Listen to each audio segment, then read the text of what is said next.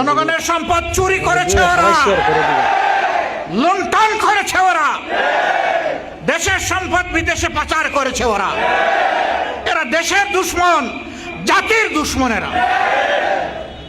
আমি গেঞ্জি পরে আপনাদের সামনে আসার মানে হচ্ছে যে আমি এই এলাকার মেহমান না।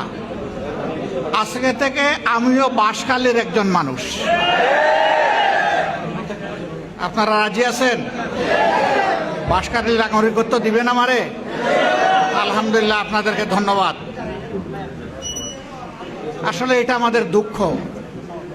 দেশ স্বাধীনের আজকে হয়ে গেছে 50 বছরের ঊর্ধ্বে, 55 বছর। একটু বৃষ্টি নামলে আমাদের ঘর বাড়িতে পানি ঢুকে পড়ে, রুজি রোজগার বন্ধ হয়ে যায়, মাছের ঘের পুকুর সব ভেসে যায়, আমাদের গরু ছাগল পশু এগুলা নষ্ট হয়, ক্ষেতের ফসল নষ্ট হয়। এক একটা বন্যা মানে বাংলাদেশের এক একটা দুঃখ। আর কিছু এলাকায় প্রায় প্রতি বছরই এটা লেগে আছে, এর কোনো সমাধান নাই। কেন থাকবে না? সমস্যা যেখানে